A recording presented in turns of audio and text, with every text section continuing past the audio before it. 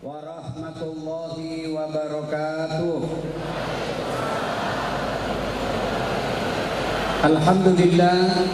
Alhamdulillahi rabbil alamin, wa bihi nasta'inu ala umuri dunya waddin. Ashhadu an la ilaha illallah wa ashhadu anna Muhammadan abduhu wa rasuluh. Allahumma salli ala sayyidina Muhammad wa ala alihi wa sahbihi ajma'in. Amma ba'd. Faqad qala Allah subhanahu wa ta'ala fi kitabil karim. Bismillahirrahmanirrahim. Ya ayyuhalladzina amanu taqullaha haqqa tuqatih wa la tamutunna illa wa antum muslimun. Wahai orang-orang yang beriman, bertakwalah kalian kepada Allah dengan sebenar-benarnya takwa, dan janganlah kalian mati kecuali dalam keadaan beragama Islam. Ayat ini Jumat dibacakan khatib. Setiap bapak ke masjid sholat Jumat pasti mendengar ayat ini. Kalau di kantor bupati ada pengumuman yang harus diulang-ulang tiap pekan, pasti pengumuman itu sangat penting sehingga harus diulang-ulang. Ayat ini juga selalu diulang-ulang tiap Jumat. Berarti ayat ini penting dan rasa-rasanya susah diterima akal. Jangan kamu mati. Berarti mati kau yang mati. Jangan mati ya. Berarti mati mau-mau. Padahal mati mau atau tidak, tiba saatnya pasti mati. Orang kaya, orang miskin, raja-raja, rakyat biasa, bupati, kamu yang bilangnya bukan saya. Semua mati. Berarti yang jadi masalah bukan mati. Yang jadi masalah menurut Al-Quran, illa wa antum muslimun, kecuali kau mati dalam keadaan beragama Islam. Berarti ada orang Islam tapi matinya kafir. Ayat ini Allah ingin tegaskan, hati-hati dasar. Kamu ngaku Islam, belum tentu kau mati dalam keadaan Islam. Insya Allah kita tidak akan wafat dalam keadaan mencuri. Insya Allah kita tidak akan wafat dalam keadaan mabuk. Insya Allah kita tidak akan wafat dalam keadaan berzina. Yang bisa membuat kita mati kafir, hubbi aklil haram, suka makan uang haram, barang-barang haram. Siapa di antaranya? Contoh aja ini, jangan marah. Contoh. Sabung ayam didapat sama polisi, judi sembunyi-sembunyi, dikejar sama polisi. Jangan lari, masih lari juga. Polisi tidak bisa kejar. Kenapa? Polisi besar perutnya. Ada juga tuh polisi kan besar perutnya kan, tidak bisa lari dia. Polisi terpaksa tembak peringatan ke langit. Duh! Masih lari, tembak 2 kali. Duh! Masih lari, tembak 3 kali. Duh! Masih lari, terpaksa dilumpuhkan. Tembak kakinya. Duh! Kepalanya kena. Saya tanya temanku yang polisi, bos, bagaimana caranya? Kakinya kau tembak, kenapa kepalanya kena? Dia bilang soalnya waktu ditembak dia jongkok. Ini polisi film India,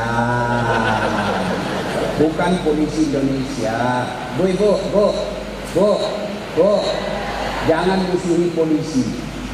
Pak, adik-adik remaja yang di atas, jangan musuhi polisi. Bapak pernah tidak bayangkan seandainya tidak ada polisi di Indonesia? Rumah dirampok, harta dijarah, anak diperkosa, istri dibunuh. Siapa bapak cari? Satpol PP, Siapa cari? Polisi. Saya pergi ceramah, macet, tidak bisa gerak mobil saya. Baca surah Yasin, tidak gerak-gerak mobilku. Baca ayat kursi pengusir setan, malah sama macet. Begitu datang polisi dan lintas, Pak Ustaz, jalan. Makanya jangan musuh polisi. Pun kalau ada polisi yang minta-minta uang di jalan,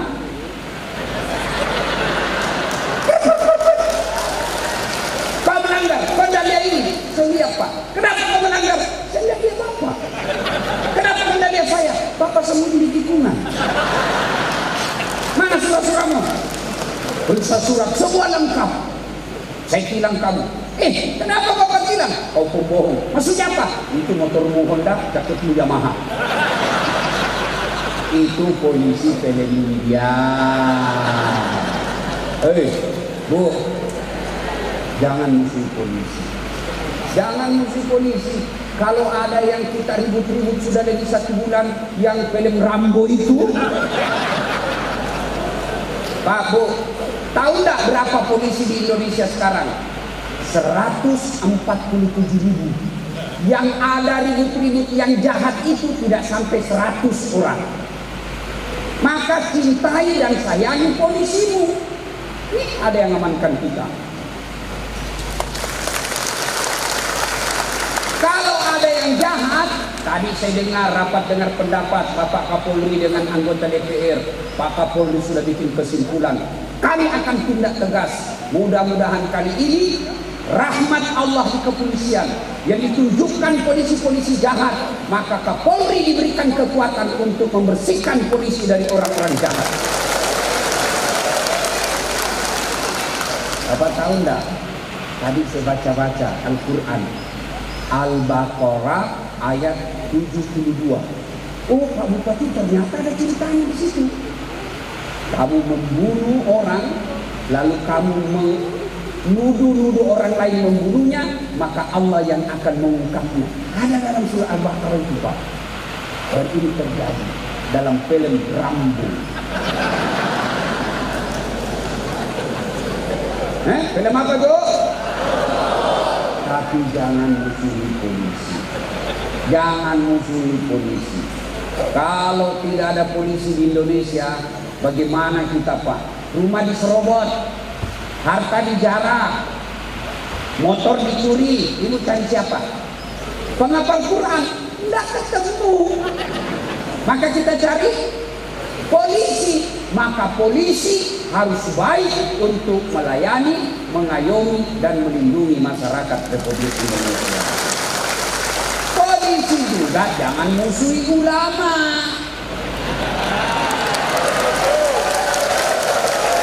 Kenapa? Karena kalau kau mati, siapa yang bungkus kamu? Maka yang baik, polisi lindungi ulama, ulama doakan polisi, bersinergi membangun Republik Indonesia. Wa qala idzalika. Bismillahirrahmanirrahim. Ya ayyuhalladzina amanu dukhulu fis silmi kaffatan wa la tattabi'u khutuwatis syaitan innahu lakum aduwwun mubin. Wahai orang-orang yang beriman, masuklah engkau ke dalam Islam secara sempurna. Bukan Islam pencitraan, bukan Islam pilkada, bukan Islam caleg.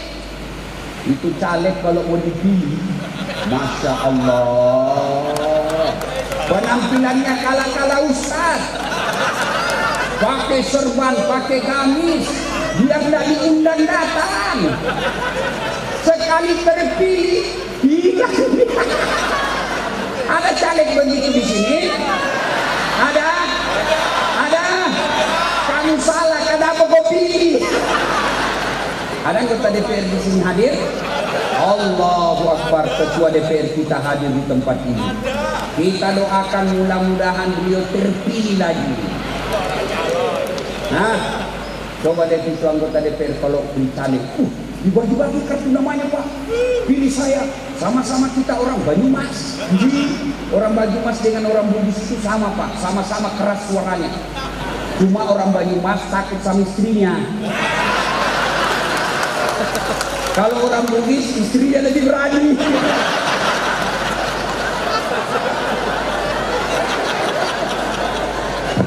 Bodoh air, Allah Akbar. Ibu-ibu, Bu, kalau mau dipilih saya anggota DPR, sama-sama kita. Kalau ada masalah di telepon saya 24 jam. Ini nomor HP. Begitu terpilih, dia ganti nomor HP-nya. Itu di negeri dongeng. Hah? Kata Allah, jangan kau Islam seperti itu. bukan Islam politik, Islamlah secara benar. Dan janganlah engkau ikuti langkah-langkah setan, karena sesungguhnya setan itu musuh yang nyata bagi kalian. Musuh kalian bukan tentara, musuh kalian bukan polisi, musuh kalian bukan aparat, musuh kalian bukan pejabat. Kata Allah, musuhmu adalah setan, di mana setan itu musuh yang nyata bagi kalian. Apa itu hutuat? Langkah-langkah setan. Alhamdulillah, ternyata di sini masih banyak juga orang yang kena godaan setan. Setannya bukan pocong, setannya bukan uka-uka, tapi apa setan yang ada di tengah-tengah itu bentuknya handphone. Orang sudah ceramah masih juga WhatsApp. Setan itu. Orang sudah ceramah masih juga sini. Ibu-ibu yang pegang handphone, saya doakan suamimu kawin lagi. Nah, mau. Simpanlah itu hatimu, pernah hargai perasaan saya. Bayangkan saya dari Palembang tadi malam sampai Jakarta, pagi-pagi Pak, sudah terbang lagi ke Jogja, naik mobil lagi, panitianya ngakalin saya. Saya tanya berapa jam dari bandara ke acara, dia bilang paling lama 1,5 jam, ternyata 3,5 jam.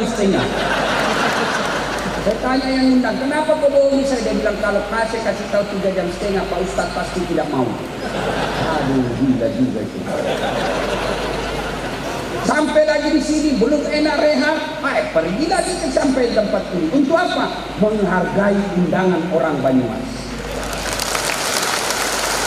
Maka tolong hargai juga perasaanku. Gimana caranya? Nggak enak rasanya saya lagi ceramah kok begini terus.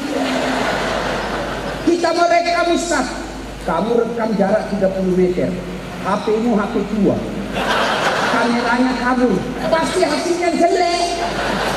Jadi gimana caranya Ustaz? Tuh ada kamera saya bawa, gambarnya jernih, suaranya jelas. Bagaimana cara nonton? Buka di YouTube. Tulis Dasat Latif Tasakuran Haji Banyumas, keluar sudah itu. Sudah itu jangan lupa like and share. Jangan ketawa, saya serius. Iklan lewat. Ada di remaja. Kalau kau follow artis, apa yang kau dapat? Habis kau tanya tuh, apa kau dapat? Hai guys, kita lagi di kelas Indonesia guys. Beli sapi 5 juta guys, apa kau dapat? Begitu kamu follow ulamamu satu, kau secara otomatis mengangkat marwah ulama ini. Artis saja yang tidak jelas kontennya 5 juta pengikutnya. Masa ketua MUI 200 orang pengikutnya. Apa tidak kau hina ulamamu itu? Kan tidak rugi kamu kau follow artis, follow juga ulamamu. Kenapa ketika kau follow ulamamu, kau angkat martabatnya, dia akan diperhitungkan. Kenapa? Followernya banyak, maka pemerintah tidak berani macam-macam sama dia. Kenapa? Follower dan pengikutnya banyak. Kalau followernya cuma 200, apa marwahnya? Yang kedua, apa yang kau dapat ketika kau follow ulamamu? Kau dapat ilmunya, pahala. Kau amalkan ilmunya, pahala. Kau sebarkan ilmunya, pahala lagi. Maka nanti selesai pengajian, buka follow Dasat Latif. Setelah itu follow Pak Bupati. Siapa tahu beliau punya cita-cita jadi gubernur. Cita-cita kita doakan toh. Nah, maka simpan dulu handphone. Kita dengar dulu ceramah. Sebentar ada juga Pak Bupati, saya lagi ceramah, dia membelakang. Kenapa dia belakang saya? Ternyata diambil HP-nya. Selfie. Dia tulis di Facebooknya latar belakang Dasat Latif. Oh, kira saya background. Lebih parah nanti, coba lihat Pak Bupati. Selesai ceramah dikejarnya lagi, kita tunggu itu. Selfie dulu Ustaz. Buka maskernya Ustaz. Senyum Ustaz. Ulang Ustaz, kabur. Ulang Ustaz, kabur. Saya bilang dalam hati, biar 5 kali kau ulang, namun kamu yang kabur. Simpan HP Bu ya. Bisa? Wa qala idan. Bismillahirrahmanirrahim. Innallaha wa malaikatahu yusalluna 'alan nabi. Ya ayyuhalladzina amanu sallu 'alaihi wa sallimu taslima. Sesungguhnya Allah dan para malaikatnya bersalawat kepada Rasulullah Muhammad sallallahu alaihi wasallam. Maka wahai orang-orang yang beriman, bersalawatlah kalian kepada Rasulullah dengan sebaik-baik salawat. Satu kali Nabi lagi duduk-duduk dengan malaikat Jibril. Tiba-tiba Nabi melihat ada malaikat 1 juta jari-jarinya, lebih 1 juta. Allahu Akbar. Nabi kagum, lebih 1 juta jari-jarinya. Ibu-ibu berapa jari-jarinya nih? Berapa? 10 cacat dong. Dari jari-jari kakinya 20. Ini jari-jarinya lebih 1 juta. Lalu Nabi kagum dan bertanya, Jibril, malaikat apa itu? Banyak betul jari-jarinya. Jibril menjawab, ya Muhammad, itu malaikat yang Allah tugaskan mencatat air ketika hujan. Ada yang mampu catat air hujan? Meskipun Pak Bupati pernah kerja di PDAM, saya yakin tidak mampu menghitung air hujan. Lalu Nabi bertanya ke malaikat itu, wahai malaikat, betul kau mampu mencatat air hujan? Ya, ku catat yang jatuh di gunung, ku catat yang jatuh di darat, ku catat yang jatuh di laut, semua aku catat. Makanya Allah takdirkan saya banyak jari-jari untuk mencatat. Tapi ya Muhammad, ada satu yang tidak mampu aku catat. Apa gerangan? Ketika umatmu berkumpul di Gor Banyuwangi, Banyumas, sana dia tukang gosip. Lalu mereka bersalawat bareng-bareng kepadamu. Aku tidak bisa mencatat betapa banyak pahala Allah turunkan di tempat ini. Allahu Akbar. Lebih banyak jumlahnya dari air hujan ketika kalian berkumpul seperti ini bersalawat kepada Nabi Muhammad sallallahu alaihi wasallam. Maka saya mau ajak bersalawat. Bisa ibu? Saya mau tanding. Mana lebih kencang suaranya ibu-ibu dengan bapak-bapak? Bisa? Nah, kita dengar dulu ibu-ibu. Bapak-bapaknya diam, ibu-ibunya dulu. Ayo bu, mari keluarkan salawat, suara salawat kepada Nabi. Salatullah. Ayo yang di atas. Ala Rasulillah. Salatullah. Ala Yasin. Nilainya 8,8. Ibu diam. Sekarang bapak-bapak, ayo pak, jangan mempermalukan jenis kelamin. Ayo, selamat bareng-bareng pak. Yuk, yang di atas juga, yuk. Salatullah. Ala Rasulillah. Salatullah.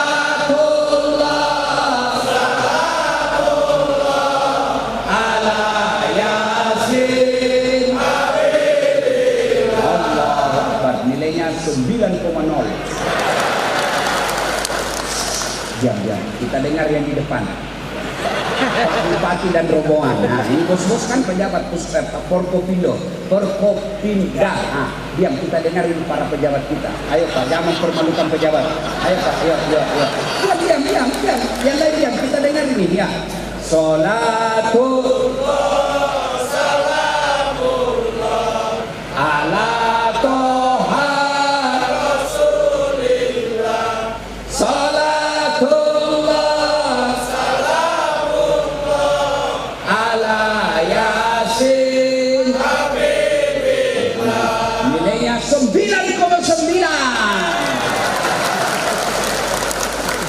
Kabupaten bukan sertifikat. Jadi kalau bukan beliau, tidak datang saya, maka nilainya harus tinggi. Ibu bapak, saudara-saudara sekalian, teristimewa yang kita hormati Pak Bupati dan Wakil Bupati, Ketua DPR, anggota Forkopinda yang saya hormati, teristimewa yang kita muliakan alim ulama, para ketua-ketua kita, Gus, Yai yang hadir di tempat ini, yang insya Allah dimuliakan dan dirahmati oleh Allah Subhanahu wa Ta'ala. Ibu-ibu, berapa rukun iman ibu? Tuh. Nah, rukun Islam berapa? Dari 5 rukun Islam, 1 diantaranya menunaikan ibadah haji bagi yang mampu. Artinya apa Ustaz? Orang yang sudah mampu lalu dia tidak menunaikan ibadah haji, sesungguhnya dia hilang rukun Islamnya 1. Bahkan Nabi pernah menjelaskan, barang siapa yang sudah mampu lalu dia tidak pergi menunaikan ibadah haji, matinya ada dua, mati kafir atau mati fasik. Kalau ada di antara kepala dinas, mobilnya sudah dua, harga 2 miliar, dengan rumahnya, dengan tabungannya, dengan aset-asetnya, tapi belum pernah menunaikan ibadah haji dan mati, kata Nabi, dua saja matimu, mati kafir dan mati fasik. Apa itu kafir? Kalian tidak dianggap Islam. Apa itu fasik? Islam tapi bohong. Hati-hati bagi yang sudah mampu. Lain kalau tidak mampu. Kalau tidak mampu tidak ada hitungan.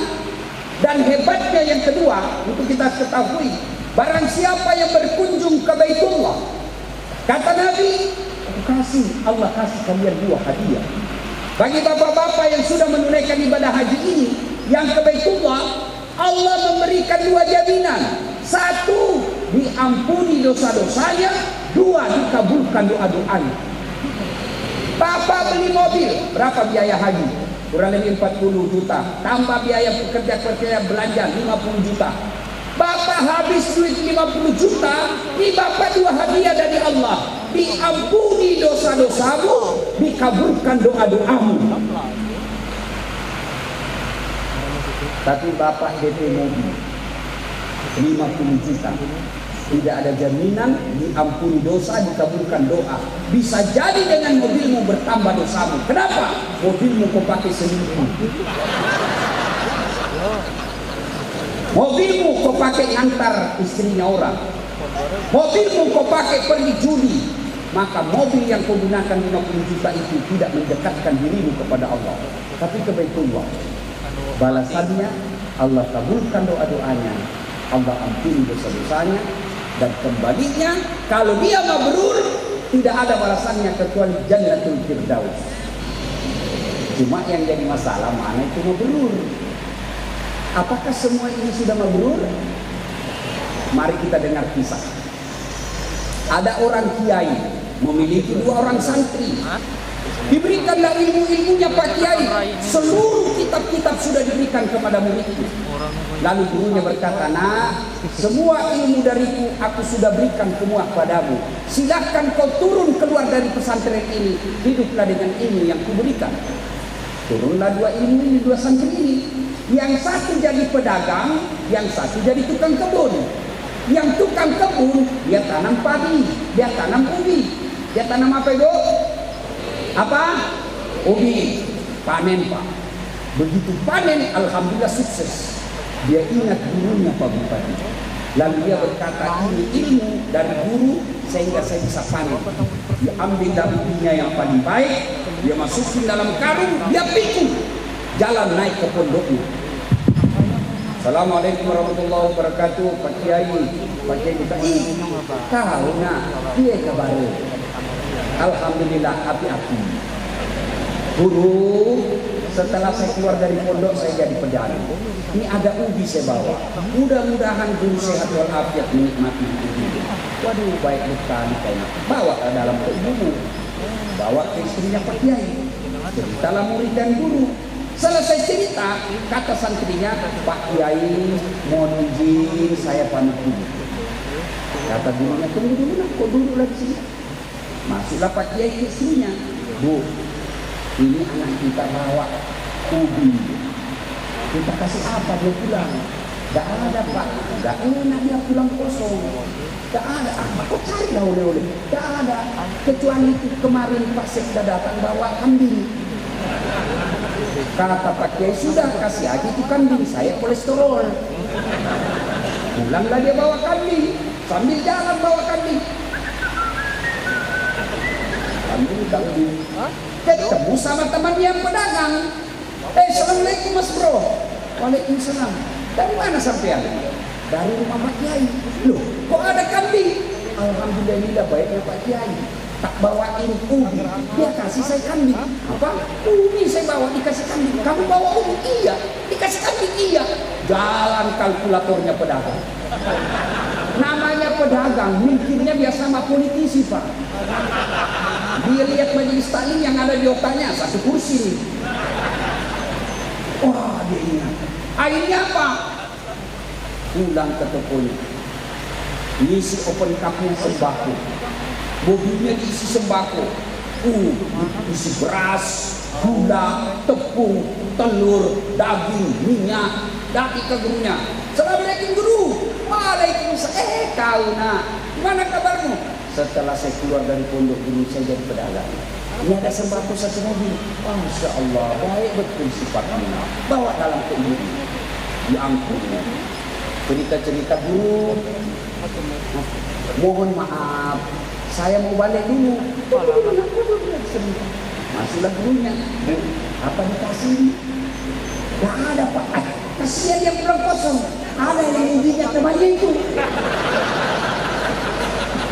Kata gurunya, ya sudahlah, kasih aja itu ubi daripada dia pulang kosong. Pergi tadi bawa apa bu? Bawa apa? Sembako. Pulang bawa ubinya lagi temannya. Sampai yang juga sama haji, sama tawafnya, sama sa'inya, sama minanya, sama wukufnya. Tapi demi Allah, ada yang pulang kambing tidak sedikit yang pulang bawa ubi. Tergantung niatnya. Kalau pergi tanah suci niatnya hanya mau dipanggil Pak Haji, ya Allah mana pahala hajiku? Malaikat katakan dari jauh, bohong Tuhan. Dia pergi haji hanya supaya dapat gelar haji, tidak dapat apa-apa. Lalu apa itu haji mabrur? Saya cerita sedikit. Ibu kalau pergi tanah suci, ketika tawaf dan sa'i, wukuf di Arafah puncaknya, pakaian ibu pakaian apa? Pakaian apa? Ihram. Bapak-bapak pakaiannya apa? Bagaimana model pakaian ihram pak? Apa ada perbedaan ihramnya bupati dengan petani? Apa ada bedanya ibu bupati dengan rakyat jelata? Ihramnya? Tidak. Apa artinya? Di hadapan Allah semua hamba sama, antara bupati dengan pengangguran, antara Satpol PP, polisi setengah, Satpol PP dengan pegawai honor. Ada pegawai honor di sini. Pegawai honor, tahu pegawai honor bu? Namanya PTP, pegawai tidak tetap. 5 tahun kemudian PTP, tetap tidak pegawai.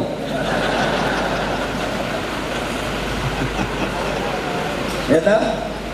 Nah, artinya apa? Haji mabrur, hilang rasa sombong. Kalau pulang haji malah tambah sombong karena gelar hajimu, maka kalian nol di sisi Allah. Tidak ada nol. Apa yang membuatmu sombong? Apa yang membuat orang sombong biasa? Kata Nabi, ada 4 pintu masuknya setan menjadi orang sombong. Apa itu? 1, ilmu. Bertambahnya ilmu. Ini biasanya para kiai, para dosen, para alim ulama. Ada ulama yang sombong? Ada.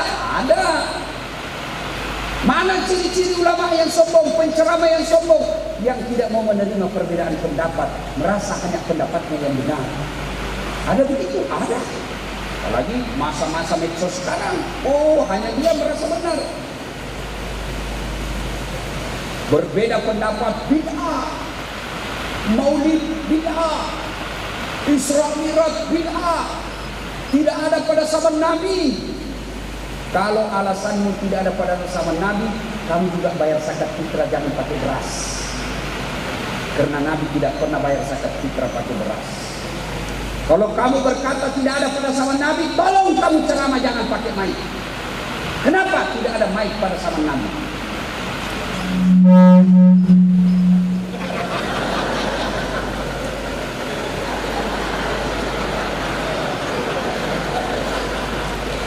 Tidak ada pada zaman Nabi. Maka yang baik, mari saling menghormati perbedaan. Perbedaan kenapa ada? Karena itu sunnatullah. Maka ada disebut imam mazhab. Ibu bapak lihat baru dari tanah suci kan, lihat perbedaan. Orang mulai takbir banyak perbedaannya. Ada orang takbir begini pak, Allahu Akbar. Ada juga yang begini, Allahu Akbar. Ada hadisnya. Ada juga yang rasa-rasanya capek betul jalan tidak semangat. Ada juga yang begitu. Silakan, jangan menyalahkan pendapat orang. Bapak Ibu baru pulang tanah suci, lihat orang meletakkan tangannya setelah takbir. Beda-beda Pak, dan itu ada mazhabnya. Allahu Akbar. Pertama, antara perut dengan pusat. Dia begini. Yang kedua, Allahu Akbar di atas dada. Ada yang begini. Yang ketiga, Allahu Akbar di bawah pusat. Ada. Bukan di bawah sekali. Ngeres lagi pikiran jamaah. Yang keempat, Allahu Akbar. Adakah ibu bapak lihat di tanah suci Burus? Ada kan? Mana yang benar? Benar semua. Masing-masing ada ulamanya. Yang mau begini silakan. Yang mau begini silakan. Mau begini silakan. Mau begini pun silakan. Kalau semua boleh Ustaz, yang mana salah kalau kau pakai semua? Allahu Akbar. Sudah pasti salah. Adik-adik yang baru belajar agama, kalian mau pelihara jenggot silahkan, tapi jangan kau tuduh orang tidak ada jenggotnya tidak sunnah. Kalian mau jingkran celanamu silahkan, tapi jangan kau katakan yang dibawa mata kakinya sesat. Tidak, semua ada pendapat ulama. Pak Bupati saya aja dimaki-maki di medsos. Dia bilang ini Ustaz tidak sunnah. Kenapa kau tuduh saya tidak sunnah? Buktinya kau tidak pelihara jenggot. Ya mau diapa kalau tidak mau tumbuh? Sudah aku kasih minyak-minyak, tidak mau dia tumbuh Pak. Bukan itu, tegur saja. Saya kasih minyak, marah istri saya. Dia bilang kasih kotor-kotor bantal. Maka pintu masuknya setan kesombongan pertama sombong. Ilmu.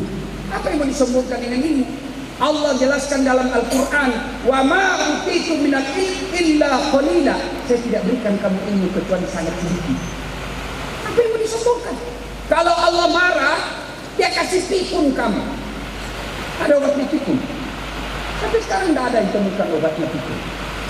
Ada orang Pak banyak betul gelarnya, bertumpuk-tumpuk gelarnya. Begitu dekat-dekat dengan pensiun, mulai pikun-pikun dia Pak. Diprotes sama istrinya, Bang, selama ini kalau kau mau pergi kampus ngajar, kau cium-cium di dalam. Ini sudah hampir 1 minggu, tidak pernah lagi kau cium saya. Dalam hati, astagfirullah, seperti siapa sih cium selama ini? Ternyata pembantunya dia cium. Pak Dewan jangan juga modus. Mantan-mantan sudah dengar begini, besok didapat sama anaknya dalam kamar pembantu. Saya kira Mama Una. Apalagi yang membuat orang sombong kata Nabi, pintu masuknya apa? Jabatan.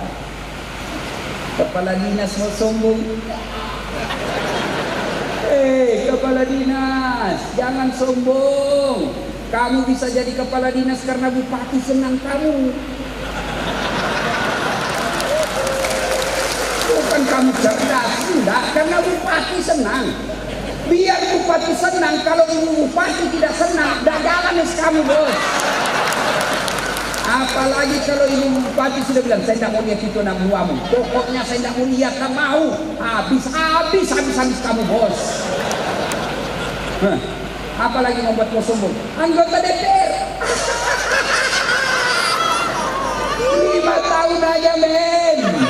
Terpilih lagi, alhamdulillah tidak, wabillahi taufiq wal hidayah. Apa yang kamu sombongkan? Ayo, bupati 10 tahun Pak, biar Bapak hebat 10 tahun, lepas ini Garuda Pak. Sudah lebih 10 tahun Bapak sudah hilang bupati, masih mau pakai Garuda Pak. Lewat di pasar orang bilang sudah gila Bapak. Apa yang mau disombongkan? Kiai mau sombong, aduh alamak jangan. Saya begini di sini bukan karena saya hebat, tapi karena ada penonton saya. Mana hebatnya saat kalau tidak ada yang nonton? Ayo, Oh, berapi-api saya ceramah di sini 2 jam berapi-api, tapi tidak ada yang nonton. Lewat Pak Kajari, sudah lama sakit itu, Ustaz. Apa yang kita harus sombongkan? Ibu-ibu cantik merasa sombong. Ada juga istri kadis, oh sombongnya. Padahal bukan dia yang kepala dinas, cuma istrinya kepala dinas. Jangan sombong. Al-Quran, hadits qudsi menjelaskan ada 3 temannya setan di bumi. Satu di antaranya kata Allah, ghaniyun mutakabbir, orang kaya yang sombong, kaya pangkat, kaya ilmu, kaya harta, kaya rupawan, sombong, temannya setan. Tapi orang masih makmum. Ya wajarlah dia sombong, anggota DPR, wajar dia sombong, bupati, wajar dia sombong, Kapolres, wajar dia sombong, kaya, wajar dia sombong, terkenal. Meskipun itu temannya setan, tapi wajar. Orang bilang wajar. Tapi kalau sudah jelek, pengangguran, tidak terkenal, miskin, ngontrak-ngontrak, bau keteknya, busuk mulutnya, sombong. Kau bukan temannya setan, kau sudah jadi setan silakan. Ayo, jamaah haji yang mabrur, hilang sombong. Kalau bapak justru dengan gelar haji makin sombong, kalian rugi, tidak mendapatkan mabrur. Maka sisihkan, hilangkan sifat sombong. Haji mabrur apa lagi? Ibu-ibu, Bu, halo Bu. Haji mabrur itu, ibu waktu di Madinah ada kegiatan apa nih? Apa? Arba'in. Bapak-bapak tahu arba'in? Tahu Pak? Sholat berjamaah 40 kali di Nabawi. Artinya apa? Konkret, jelas. Orang haji mabrur terpelihara sholat berjamaah. Andai saja semua yang pulang haji memelihara sholat jamaahnya Pak, penuh setiap masjid yang ada di kabupaten ini. Alhamdulillah, saya lihat masjid di kabupaten ini Pak, di mana-mana penuh, terutama kalau subuh. Penuh sampai di luar, tidak ada di dalam.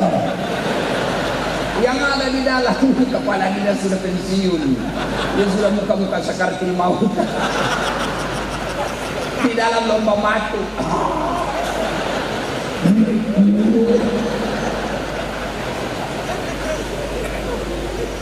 Padahal mereka sudah haji, tapi tidak pernah lagi nampak sholat jamaah di masjid.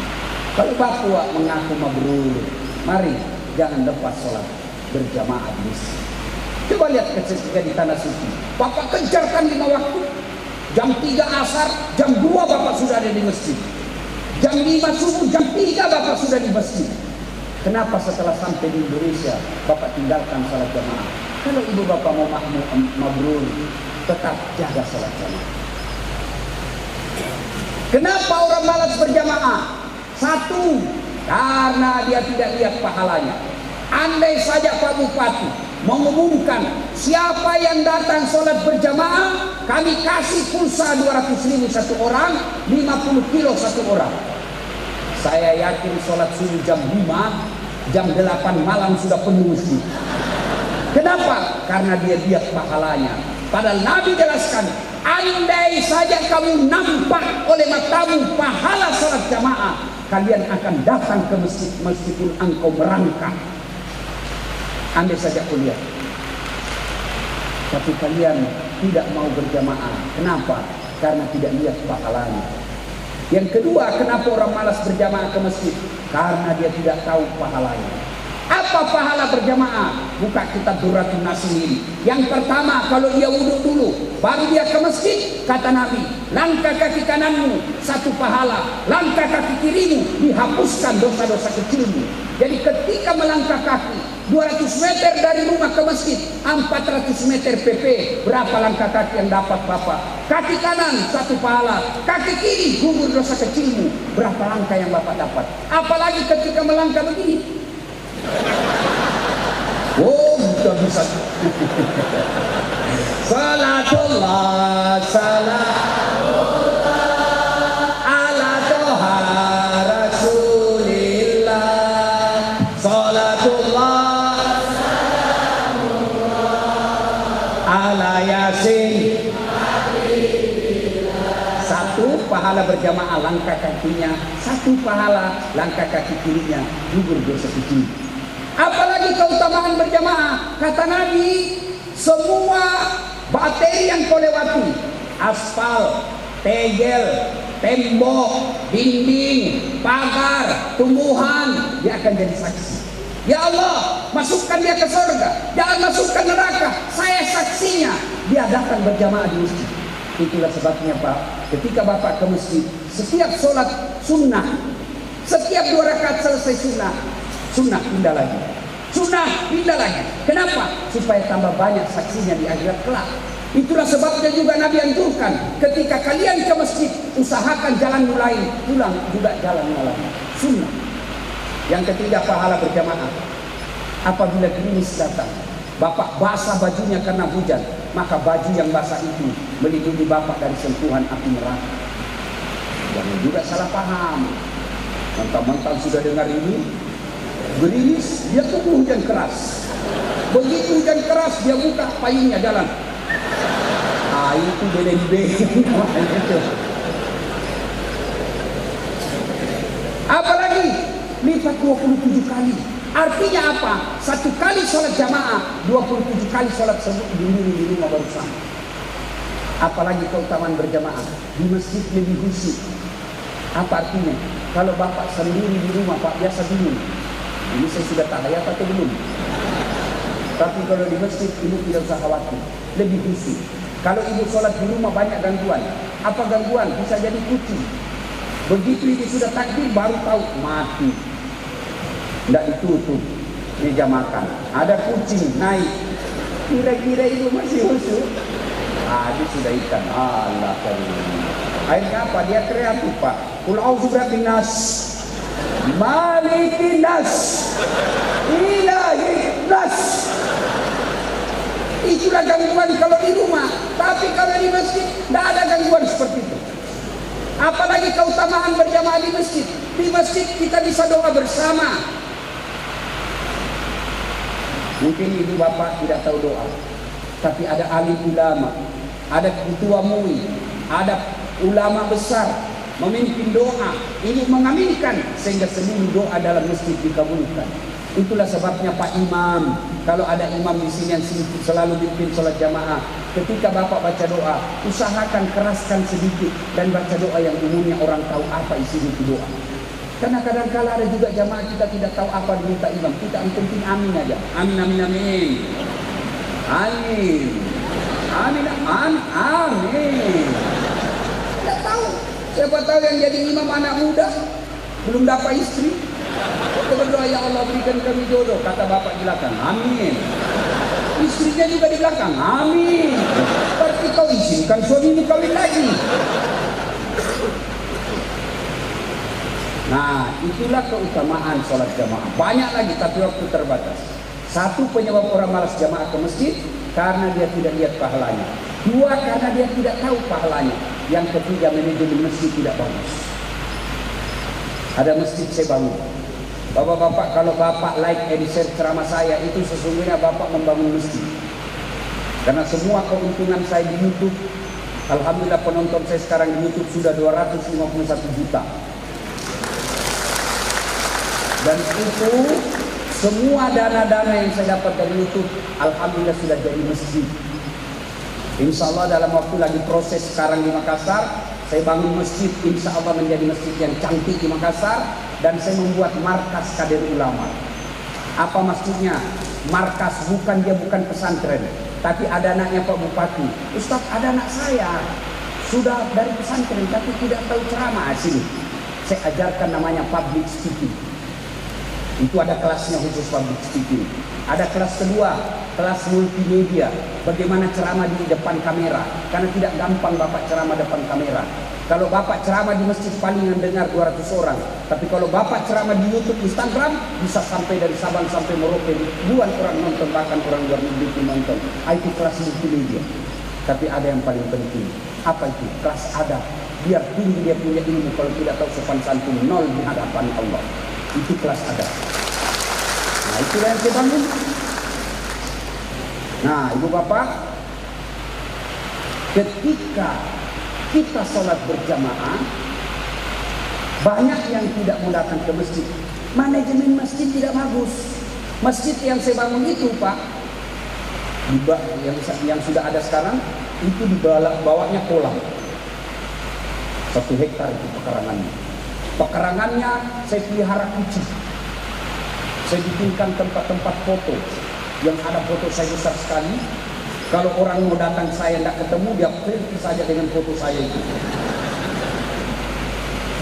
Ber-AC, penceramahnya Pak, belum ceramah sudah saya kasih judul dan saya sudah kirim honornya. Belum ceramah sudah saya kasih honor. Yang muazzinnya tukang azan, saya bikin lomba azan. Yang menang, saya tugaskan azan. Saya gaji selayaknya pegawai negeri. Imamnya saya bikinkan rumah khusus imam. Saya kasih kendaraan dinas. Sound sistemnya baik, karpetnya empuk, ber-AC. Sehingga orang datang senang ke masjid, nyaman di dalam masjid. Ini bagaimana orang mau ke masjid? Yang tukang azan, penyakit asma sudah 3 tahun pensiun. Hai, ya,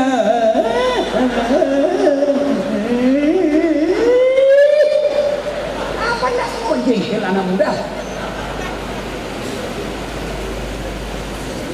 Panas, karpetnya sudah 8 kali lebaran tidak pernah diganti. Begitu kita sujud langsung bengkak jidat, ini semut. Sound sistemnya story, baru kita takbir Allah. Penceramahnya mulai salam pertama sampai terakhir neraka jadi terus dicerita Pak. Kamu bahkan dimasukkan dalam neraka, ditusukkan tapumu keluar di lehermu, maka ditusuk lobat kamu, digunting. Anak muda dosa kamu minta takut di kota. Mana orang mau ke masjid kalau neraka aja terus cerita? Nanya kau yang punya panitia hari kiamat.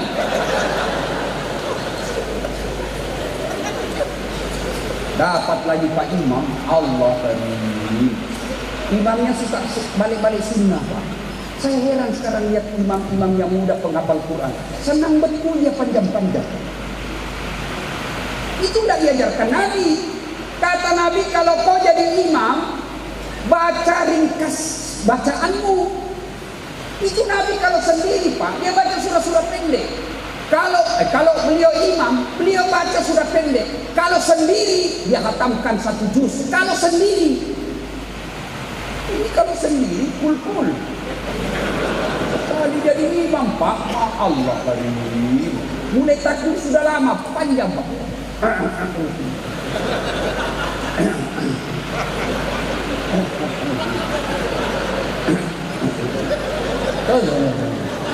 Apa lama begitu? Kalau jadi imam kata Nabi ringkaskan. Itulah sebabnya ketika kita jadi imam, itu sunnah Pak Imam mengatakan salat jami'ah rahimahumullah sambil lihat ke belakang. Oh, banyak pensiunan. Jangan kau siksa orang tua. Kasihan orang tua setengah mati. Jatuh, mati lagi. Naik lagi kepalanya, belum selesai, jatuh.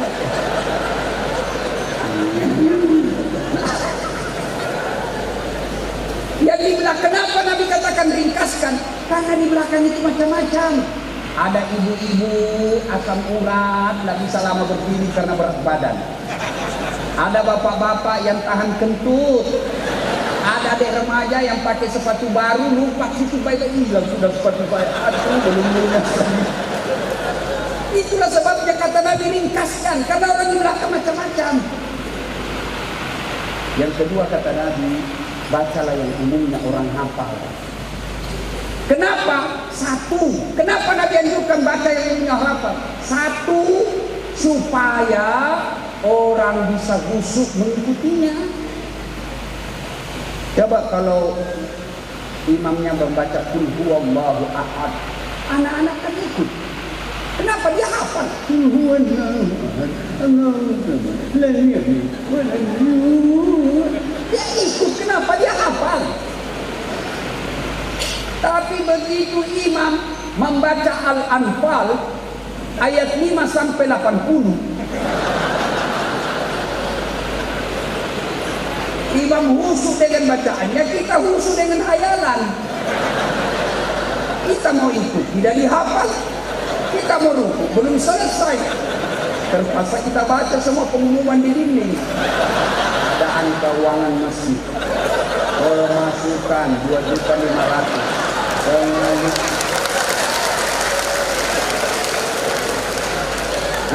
Belum juga selesai, kalender lagi dibaca, Persatuan Guru Republik Indonesia. Belum juga selesai, baju lagi orang dibaca di depan kita, Pak, caleg DPR RI.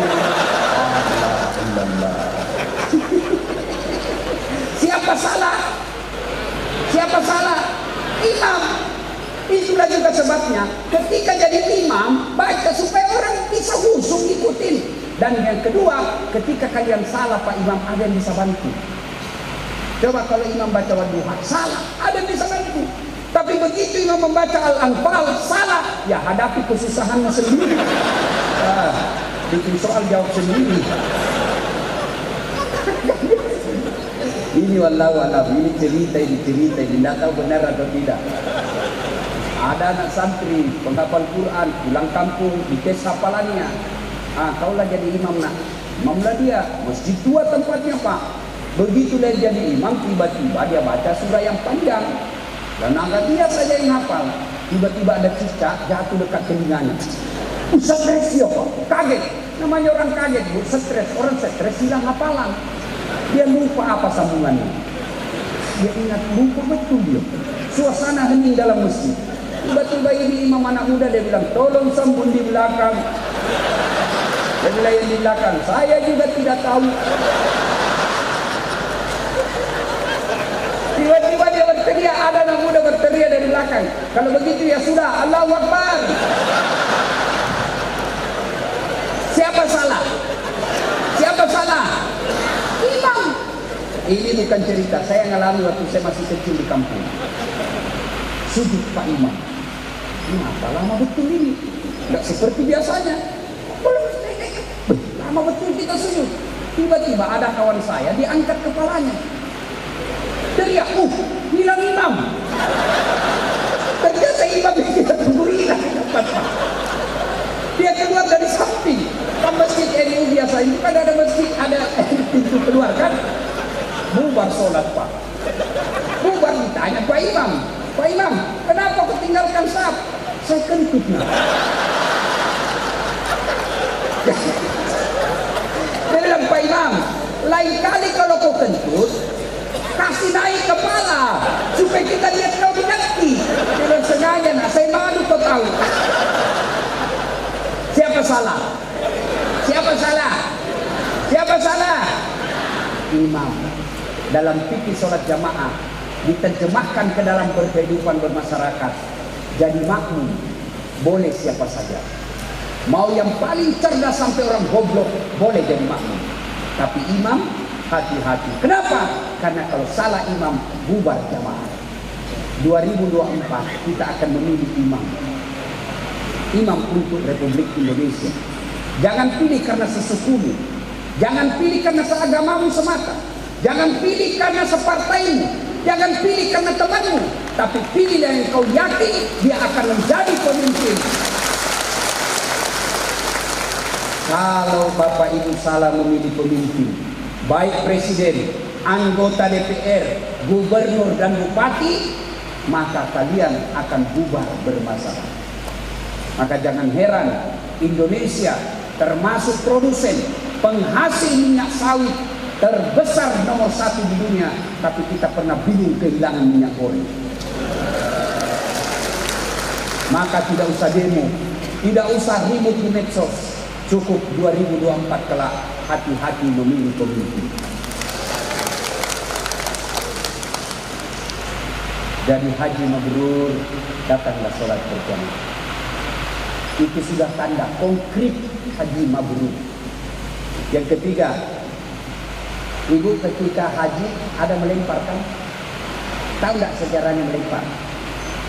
Ibrahim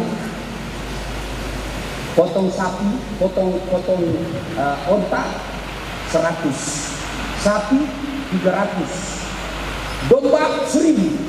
Bayangkan kalau dirupiahkan sekarang kira-kira 25 miliar. Seluruh orang memuji. Hebat Ibrahim. Kata Ibrahim, kecil bro. Jangankan sapi, anakku juga saya potong seandainya ada anakku. Karena waktu itu belum ada anaknya. Kami kata DPR, kalau kau pilih saya, tenang. Ada mobil, pakai ini mobilku antar istri mau melahirkan. Begitu, tapi bukan di sini. Ibrahim akhirnya setelah menikah dengan Siti Sarah, menikah dengan Siti Hajar, Hajar dengan Ibrahim, lahirlah anaknya Ismail.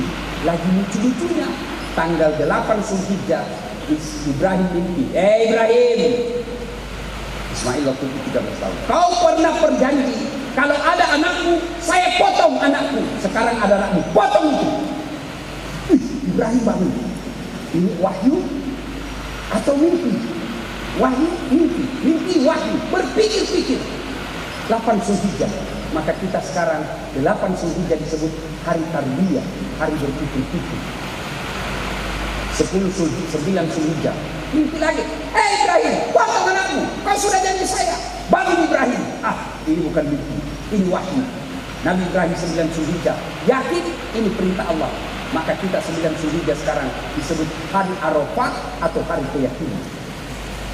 Tanggal 10 Zulhijjah Ibrahim panggil anaknya. Nah, menurutmu bagaimana? Apa Pak? Saya diperintah Allah potong kamu. Menurutmu bagaimana? Kira-kira kalau anak sampean SMA, tak takoni. Menurutmu bagaimana? Saya diperintah Allah potong kamu. Pasti jawaban anak, kenapa saya Pak? Masih muda, nenekku aja yang sudah tua. Itu anak cerdas, tapi tidak boleh. Bapak-bapak, kalau ada anak satu disuruh potong Pak, bingung kan? Ini anak satu disuruh potong. Kalau 5 anak, potong anakku. Cari mana yang paling nakal, mana yang beleng-beleng. Ini aja potong beleng-beleng ini. Ibrahim apa kata anaknya? Pak, laksanakan. Jangan ragu. Insya Allah Bapak mendapati saya menjadi anak yang sabar. Lalu kata di sini tahu. Tapi apa? Saya minta satu. Bapak tutup matanya. Karena kalau Bapak lihat saya tidak tega pasti potong. 2 pakai pisau dan yang paling tajam supaya saya tidak lama menderita. Apalagi nak 3, tolong Bapak ikat kaki dan tanganku supaya saya tidak meronta-ronta kesakitan. Apalagi nak tolong bajuku yang dipakai ini jangan kena darah supaya ibuku tidak melihatnya. Yang kelima apa nak? Tolong ketika saya sudah wafat jangan ada anak remaja lewat depan rumah supaya ibuku tidak mengingat bulan. Baik, potong lagi.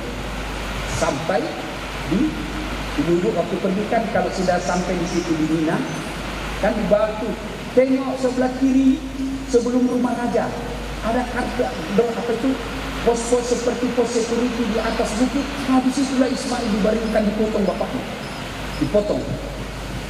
Begitu dibaringkan diiris tidak mempan, diulang lagi tidak mempan. Kata Ismail, bapak lain tidak aku kerasin. Barangkali pisaunya tidak tajam. Ibrahim hantamkan ke batu, patah. Ulang lagi. Tunggu, kau bayangin baik-baik, ulang. Kata Ismail, Pak, tolong buka ikatan kaki dan tanganku. Karena kalau diikat begini, Allah pasti menilai saya tidak ikhlas. Tolong buka. Dibuka. Begitu mau disembelih lagi, Allah panggil seluruh malaikat. Malaikat, kau tengok ini hamba saya. Inilah hambaku yang pernah kau protes kalau dia menjadi pemimpin menghancurkan ini bumi. Nah kau lihat, dia sembelih anaknya untuk pengabdiannya kepadaku. Lalu malaikat seluruh yang ada di langit memujinya dengan kalimat Allahu Akbar, Allahu Akbar, Allahu Akbar. Lalu Ibrahim menjawabnya, La ilaha illallah, wallahu akbar. Lalu Ismail merambutnya dengan kalimat Allahu akbar, walillahil hamd. Itulah takbiran, Pak. Allahu akbar, Allahu akbar, Allahu akbar. Malaikat, La ilaha illallah, wallahu akbar. Ibrahim, Allahu akbar, walillahil hamd. Ismail. Tapi apakah ketika Ibrahim pergi tidak digoda setan? Digoda, Pak. Ketika Ibrahim mau potong anaknya, kata setan, hei Ibrahim, baim. Ibrahim, kau tengok itu anakmu lagi lucu-lucu, masa kau mau potong? Setan masih mau ngomong, Bu. Ibrahim ambil batu, dilempar, ishak jalan, pergi kau. Kena kepalanya. Sampai Bandung, balik lagi. Digoda sendiri. Jar. Aja. Kau tahu mau kemana? Anakmu dibawa. Dia jual itu. Bodoh kau bejar. Maksudnya apa? Dia mau potong itu anak. Banyak bicara. Mana ada bapak potong anaknya? Iya, katanya perintah Allah. Begitu kata perintah Allah, hajar ambil batu. Jangankan anakku, saya juga siap dipotong kalau perintah Allah. Kena kepalanya. Lari, pulang lagi. Anaknya lagi, main. Kau tahu apa? Setan masih mau ngomong, Pak. Ismail ambil batu dilempar. Itulah melempar 3 jumlah ketika bapak pergi tanah suci. 1, Usta Aqabah Ula, setan besar, setan tengah, setan kecil.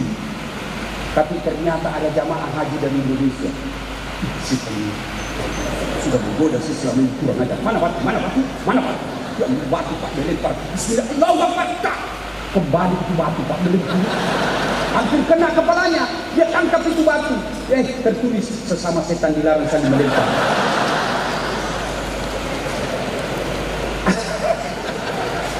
Ada juga yang suami istri, Pak.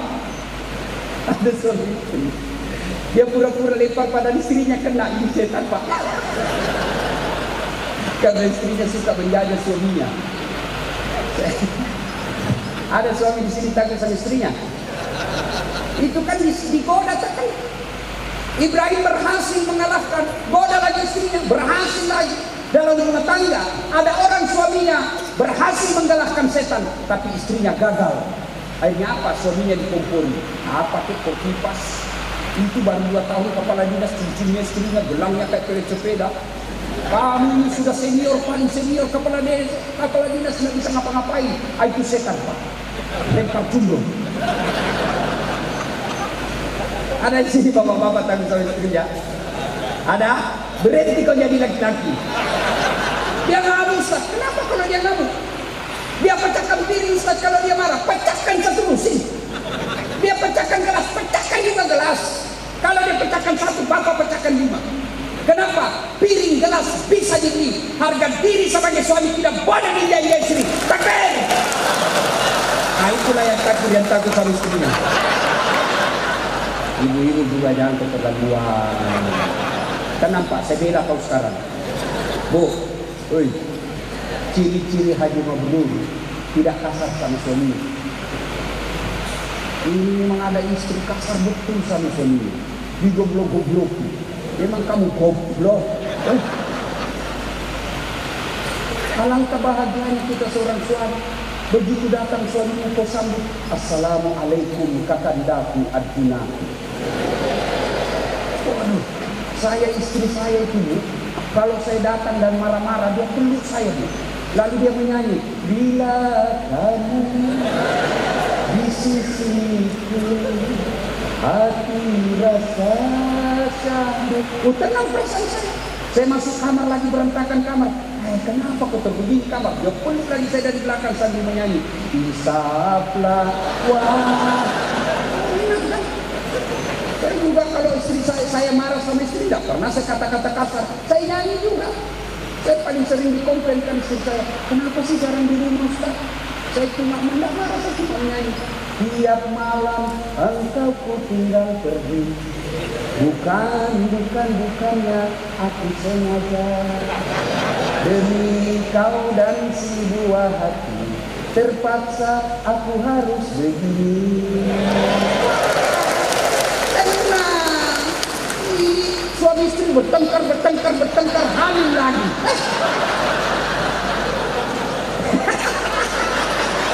Ini semua ini.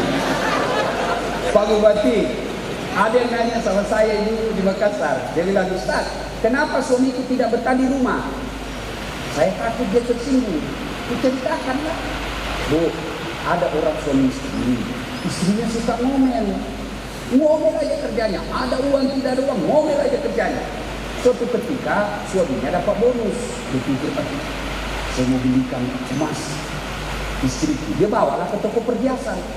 Sudah dibelikan perhiasan, senang istrinya. Kata suaminya, dek, kita pergi wisata Sumur Tua ya. Sumur Tua. Ada di kampungnya Sumur Tua, usianya sudah 400 tahun. Dibawa lah istrinya pergi nonton Sumur Tua. Dek, lihat sampai. Lihat, ada enggak airnya? Enggak ada, Bang. Akhirnya apa, Bang? Paling enggak sampai di lutut, Bang. Oh, aman dalam hati suaminya. Coba dia dekat dengan mulut sumur, Pak. Dia dorong istrinya masuk ke sumur. Bah! Jatuh, dia bilang, ngomel aja kau di situ. Enggak ku dengar juga, ngomel kau. Suaminya di atas. 1 jam kemudian, tiba-tiba dari dalam sumur ada makhluk tinggi besar hitam keluar.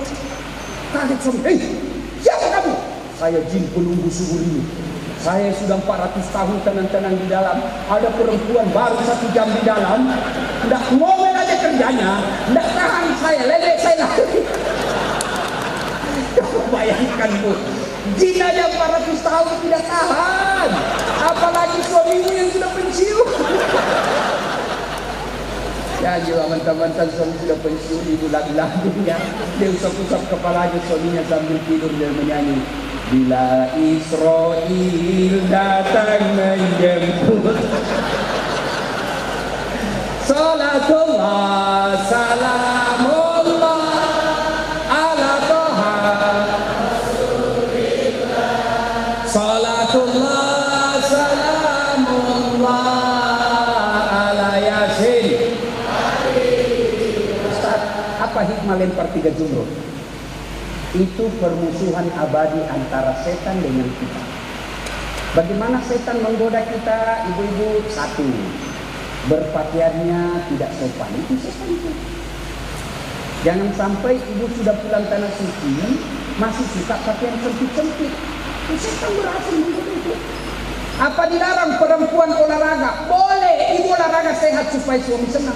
Tapi jangan di depan lakinya orang. Ini pakai baju sempit, rok sempit di depan kantor kecamatan, di depan dia. 1, 2, bapak-bapak di belakang. 3. Apa dah hancur? Haji sepertinya di belem-belem. Ya, Bu.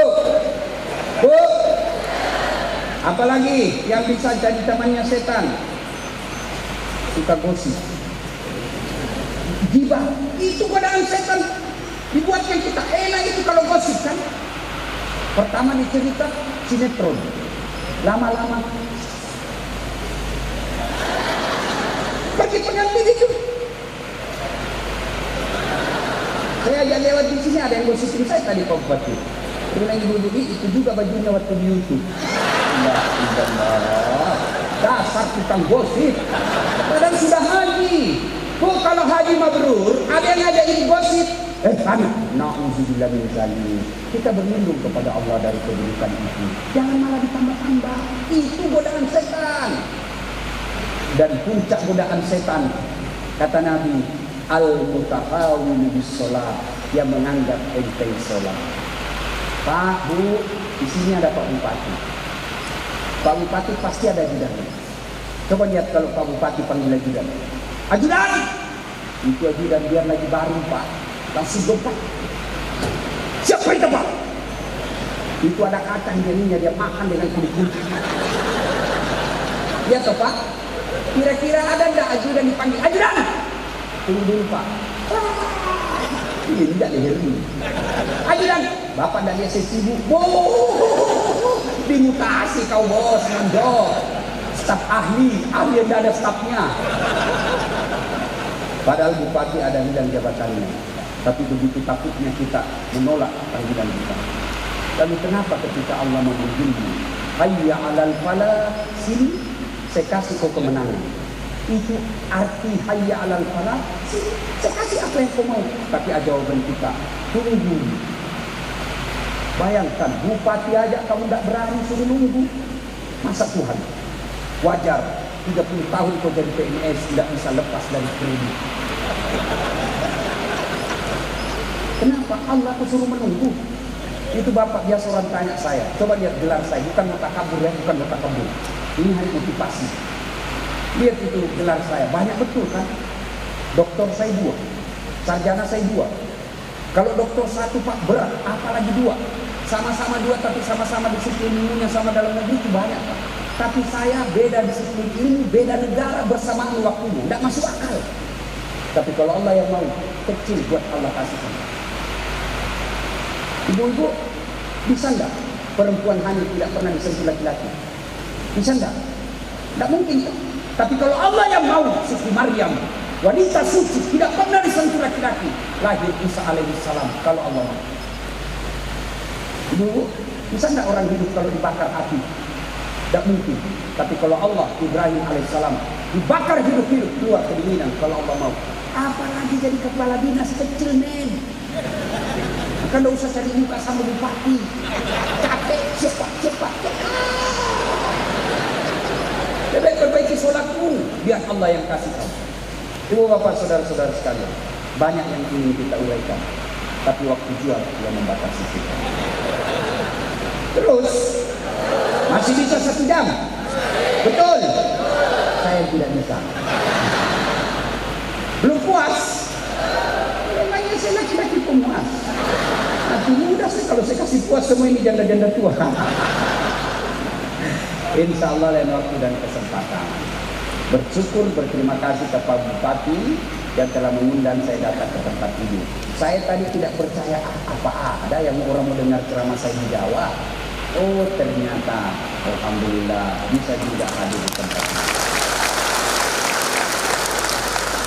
Mudah-mudahan apa yang saya sampaikan ada manfaat.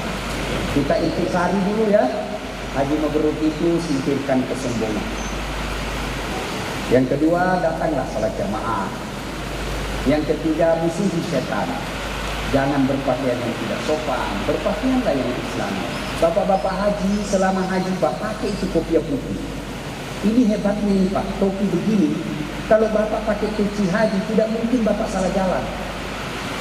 Kalau bapak pakai gamis begini, baju putih, songkok putih, tidak mungkin bapak masuk karaokean.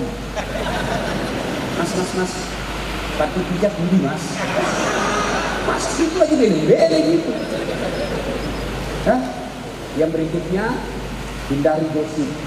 Kita sekarang lebih gampang bergosip karena ada WhatsApp. Di grup-grup kita sangat gampang menghina orang.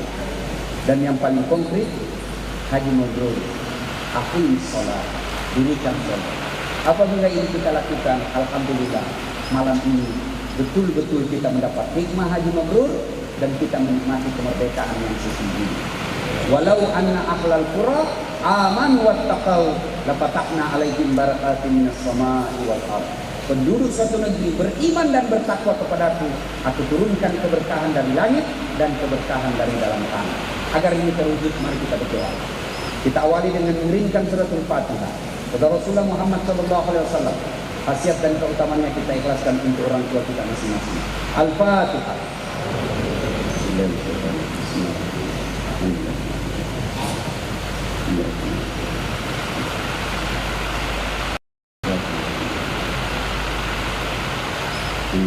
Allahumma ghafir lil mu'minina wal mu'minat wal muslimina wal muslimat al ahya'i minhum wal amwat innaka sami'un qaribun mujibud da'wat wa tajal hajat. Ya Allah, Zat yang Maha membalas, balaslah segala kebaikan orang-orang yang telah mewakafkan waktu, harta dan ilmunya untuk acara ini. Angkat harkat dan martabatnya, wujudkan cita-citanya, bahagiakan keluarganya, dan kita telah menghadapkan dalam iman dan Islam. Ya Allah, ya Rabbi ya Karim, Zat yang berhidayah, berikan hidayah kepada pemimpin kami ya Allah. Tunjukkanlah kepada mereka yang hak adalah hak, dan berikan kesanggupan kepada mereka melaksanakan yang hak itu. Tunjukkan yang batil adalah batil, dan berikan kesanggupan kepada mereka memberantas dan menghilangkan kebatilan itu. Rabbana innana sami'na munadiyan yunadi lil iman an aminu bi rahmatika ya arhamar rahimin. Rabbana atina fid dunya hasanah wa fil akhirati hasanah wa qina adzabannar. Subhana rabbika rabbil izzati amma yasifun wa salamun alal mursalin walhamdulillahi rabbil alamin. Terima kasih. Usikum wa nafsi bi taqwallah. Assalamualaikum warahmatullahi wabarakatuh.